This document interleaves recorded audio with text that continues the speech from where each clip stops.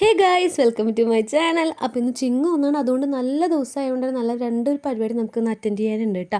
First one നമ്മുടെ മേമയുടെ ബുട്ടിക്കിൻ്റെ ഉദ്ഘാടനമാണ്. അപ്പോൾ ഞാനും ഉണ്ണിമോളും വെളിച്ചനും കൂടിയേ പോയിട്ടുണ്ടായിരുന്നു. അപ്പോൾ മേമയുടെ പുതിയ ബുട്ടിക്കാണ്, നമ്മൾ വെൽക്കം ചെയ്യാൻ ശ്രമം ഉണ്ടായിരുന്നു. ഞങ്ങൾ പോയ സമയത്ത് എല്ലാവരും മേക്കപ്പിൻ്റെ തിരക്കിലാണ്. അപ്പോൾ ഞാനാണ് അവളെ ഒന്ന് ഹെൽപ്പ് ചെയ്തിട്ടുണ്ടായിരുന്നത്. ദെൻ കുറേ ആൾക്കാരൊക്കെ വന്നിട്ടുണ്ടായിരുന്നു.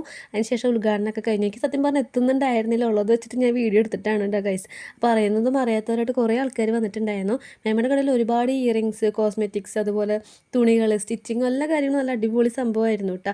ദെൻ ആ ശ്രീകുട്ടിയൊക്കെ വന്നുകൊണ്ട് കുറേ വീഡിയോസൊക്കെ എടുക്കാൻ പറ്റിയിട്ടുണ്ടായിരുന്നു. അനാമികയൊക്കെ വന്നിട്ടുണ്ടായിരുന്നു. അപ്പോഴാണ് ഗൈസ് അടുത്തൊരു സംഭവം കാണും. ഇവിടെ മേമയും അനാമികയൊക്കെ അവരെ മേമനെ ഹെൽപ്പ് ചെയ്യുക, സൗമ്യമ്മനെ ഹെൽപ്പ് ചെയ്യാൻ വേണ്ടി നിൽക്കുമായിരുന്നു. പിന്നെ വീടെത്തി ഡ്രസ്സ് മാറി അടുത്ത പരിപാടിക്ക് പോകാനുള്ള തിരക്കലായിരുന്നു. ഭയങ്കര എന്താ പറയുക, സ്പീഡായിരുന്നു എല്ലാ കാര്യങ്ങളും ഉണ്ടായിരുന്നു. അപ്പോൾ നമ്മുടെ സ്വന്തം സജനമ്മയുടെ മോളുടെ ചെക്കൻ്റെ വീടിനെ കാണാൻ പോകുന്ന ഒരു പരിപാടിയാണ്. അത് കല്യാണത്തിന് മുന്നുള്ളൊരു ചടങ്ങാണ് ഗൈസ്. എല്ലാവരും കൂടെ പോണതാണ്. ഇതിനെന്താ പേര് പറഞ്ഞെങ്കിൽ കൃത്യമായിട്ട് അറിയില്ല.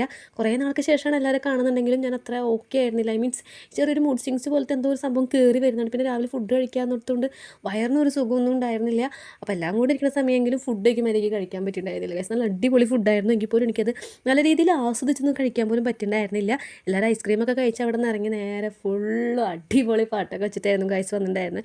എനിക്ക് ഈ സംഭവം ഉള്ള കാര്യം എനിക്കൊന്ന് എൻജോയ് ചെയ്യാൻ പോലും പറ്റിയിട്ടുണ്ടായിരുന്നു. എല്ലാവരും കളിക്കുന്നത് നോക്കി ആ ഒരു ഭാഗത്ത് ഇരുന്ന് മിണ്ടാണ്ടിരിക്കുകയായിരുന്നു ഗൈസ്. അപ്പോൾ എനിക്ക് ഇവരൊക്കെ കളിക്കണപ്പോൾ എനിക്കും കൂടെ തുള്ളിച്ചാടുന്ന ആഗ്രഹം ഭയങ്കര അധികമായിരുന്നു. പക്ഷെ ഒന്നും പറ്റിയില്ല. ഞാൻ സജനമായ ടീംസ് പോലെ കുറച്ച് പേര് ഇരിക്കുകയും ബാക്കിയുള്ളവർ കളിക്കുകയും ചെയ്യുന്ന അവസ്ഥയായിരുന്നു. അവിടെ എത്തിയപ്പോൾ നല്ല മഴയായിരുന്നു ഗൈസ്. പുറത്തിറങ്ങാൻ പറ്റേണ്ട എല്ലാവരും അകത്ത് സ്റ്റക്കായിരുന്നു. പിന്നെ തിരി തുറന്നപ്പോൾ എല്ലാവരും തലയിൽ തോർത്തൊക്കെ ഇട്ട് പറഞ്ഞ പോലെ ഷാളൊക്കെ ഇട്ടിട്ടാണ് വന്നിട്ടുണ്ടായിരുന്നത്.